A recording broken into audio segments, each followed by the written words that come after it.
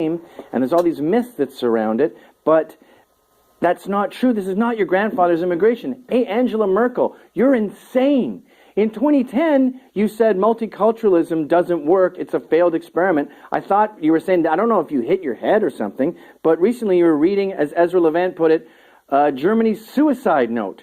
You're letting in 500,000 immigrants a year? The population of Germany is like 80 million. That's the same as America letting in 2 million a year. You're sabotaging the country. And the justification seems to be, oh, well, we had a good run, let's wipe ourselves out. When someone questioned her recently, she suggested they go to church and look at a painting and understand history and culture. Dann aber auch bitteschön die Tradition, mal wieder in den Gottesdienst zu gehen oder ein bisschen bibelfest zu sein und vielleicht auch mal. Okay, I understand history and culture. I'm going to break down the top 5 myths I keep hearing again and again. They are, number 1, we're a nation of immigrants. What? What does that mean? Are you saying that, are you telling me that we didn't just slowly grow out of the ground like there was an America Adam and Eve, a Canada Adam and Eve, a Germany Adam and Eve? Yeah, I know that. I know that human beings are 250,000 years old. We started in Africa and spread across the globe like nomads. But eventually, in the modern world, you go, all right, this is a country now. You form borders. Every country forms borders. And you maintain those borders. You know what Mexico does to illegals? They literally put them in a bus and ship them out. That's the thing everyone makes fun of us for saying. Number 2, history is that of immigration.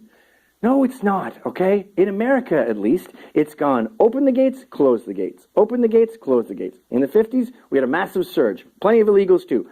Closed the gates after that. Assimilate, assimilate, assimilate. Proud to be an American. Italians have their little tomato plants. Then they make some money. They move out into the suburbs. The Germans have their German towns where they speak German all the time. They learn English. They move to nicer areas, and so on, strengthening the fabric of the country, making more Americans America. People with like-minded minds, minding their own business. Then, in 65, the gates came off. They told us, the government said it was just going to be temporary, but they ripped the gates off, and they haven't shut since. We had a huge surge in the late 60s, and it's just been going whoop, whoop, whoop from there. And recently, we've been getting immigrants that don't like us. We're encouraging them not to assimilate. And this was all done because politicians thought, I know, I'll get more dependents, and a good 51% of immigrants are on welfare, and I'll get more votes. Guys, Hispanics don't vote. I think they had barely a 24% turnout rate in the 2014 elections. And Muslims in their home countries are notoriously disinterested in politics. So you got screwed, and you screwed us over 10 times worse in the process. Number 3, they assimilate. No, they don't assimilate. I'm not going to say retard, very dumb person. I actually prefer handicapped people to people who say immigration myths. They radicalize. Listen to their accents. How many times you're in a cab, and you go, yeah, I'm just going to Midtown. Okay, are you going to Third Avenue? And you're like, Third Avenue? What are you talking about? And he'll go, I'll inevitably ask, how long have you been here, by the way? Oh, about 35 years. 35 years? 35 years.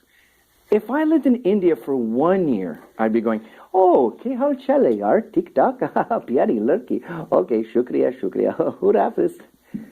They don't like the country. They're not interested in the culture. They live in Little India and Queens. They live in Koreatown. They live in Chinatown. They don't want to become America. So we're now tearing apart the fabric of the country rather than creating a harmony. That's not harmony, that's dissonance. They go to Korean schools. My kids have to learn Spanish in their school, but Spanish kids don't have to learn English. They go to Spanish schools. That's not becoming part of the country. That's building a little secret country of your own. The crime rate goes down. No, it doesn't. The crime rate goes up, okay? The Tsarnaev brothers were radicalized here. They get worse. Look at London. Look at all the London bombings and all these different attacks. You see pictures of them as kids, and they have a Batman poster on their wall, and they're going, we make things worse for them because it's cool to be anti-patriotic. Occupy Wall Street, Black Lives Matter, anti-Americanism is entrenched in those movements. In fact, the guy who shot the 2 NYPD cops was a radical Muslim. No one ever talks about that.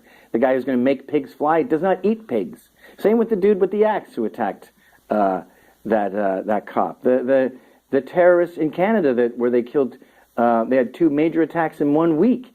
Those were all born happy here. We are having a culture now where not only do our immigrants not assimilate, but our own citizens become jihadists because they don't want to be patriotic. So when we can't even get our own people in check, we shouldn't be bringing in hundreds of thousands of people who hate us.